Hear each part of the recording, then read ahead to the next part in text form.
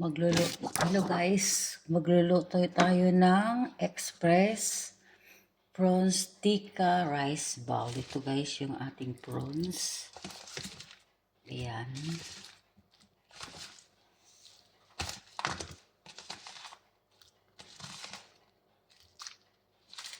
Yun yung prawns natin.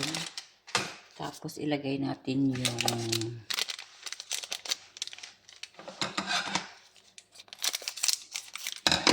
graha masala. And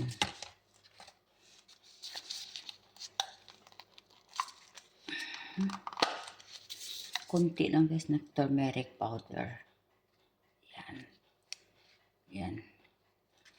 Tapos garlic paste. Yan, garlic paste. So, imimix lang siya natin guys. Yan. Marinate natin siya ng 20 minutes. Yan. Yan siya. Marinate natin ito siya guys. I-mix lang siya natin na mabuti para lahat na ating masala ay punta dito sa ano. Hindi ko na nilalagyan guys ng asin. Kasi ito ang gra masala. Kompleto na to siya. Yan. Marinate lang siya natin guys ng ganyan. Yan. 20 minutes lang yan. Marinate.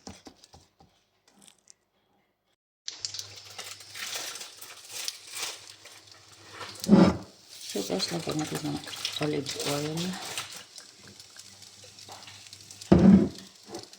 So, ininix natin yung ating prawns.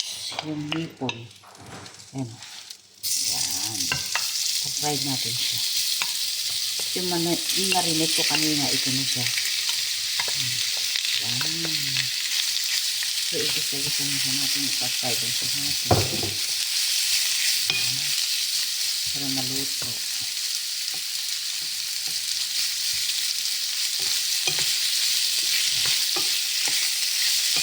Halo-haloin lang siya natin para magiging. So, kailangan ko ng exhaustan kasi maamoy yung hipon. Maingay na. So, yan muna natin siya para magluto yung hipon.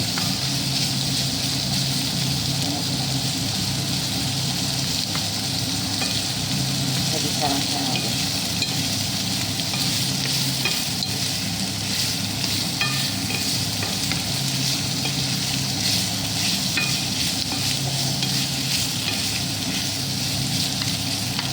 Dito po lang.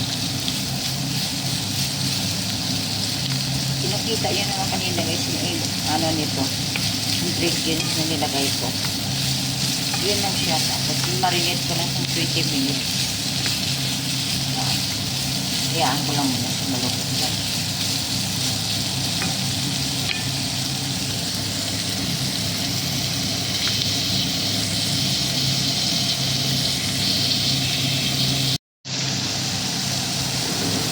Haluin natin yung isdal para maluto yung ating hipon.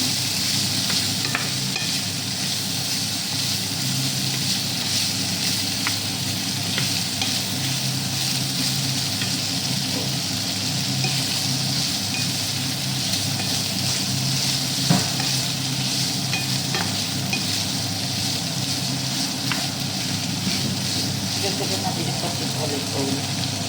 Parang kaunti na kasi. Yan.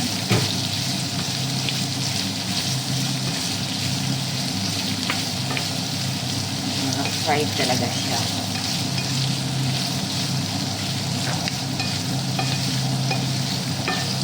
Para maganda ang ating pagluto.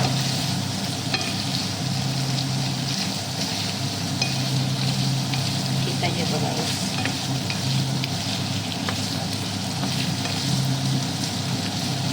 So maya konti. Medyo dito sa isado. Dito sa fried. Hilaw ko siya. Kailangan ano ito talaga siya. Red na red ang kulay niya. Yan. Dito sa red eh. ko lang siya muna.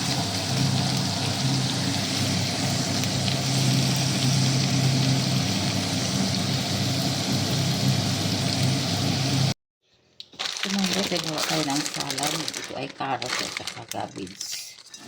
Yan na siya. Tapos ito ay coriander. Mix lang siya natin dito. Yan. Tapos, lagyan natin siya ng kunting asin. Yan. Yan. Tapos kahit lagyan natin siya ng lime. Yan. Ito lang yung salad. Yan. Tapos, i-mix na siya. Kinamay ko na siya kasi naka-gloves naman ako. Okay lang yan. Yan, ganyan. Mix lang natin siya ng mabuti para mahalo lahat ng mga ingredients. Medyo ano natin, kumut-kumutin konti. Yan. Yan. Ganyan siya guys. Ito na natin. Minilang niya. Yan. Yan, see. I've done this one. Okay na to siya. Yan lang yung salad nila. Kinumot-kumot ko lang para ano. Yan. So, tapos na yan.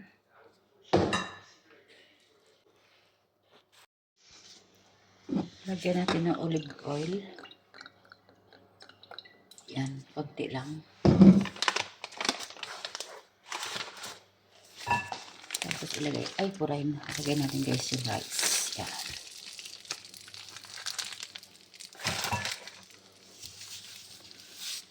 Yan. So, mix lang siya natin. Yan. Mix lang siya natin. Para maluto. Yan. Mix lang. So, lagyan natin ng konting asin. Yan yung asin.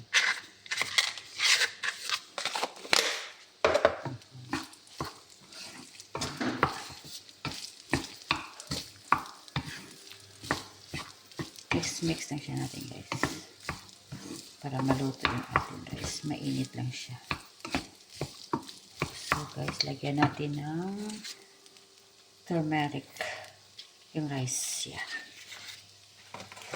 Para maging yellow. Turmeric powder. Yan. Ano lang siya. Hanggat maluto siya.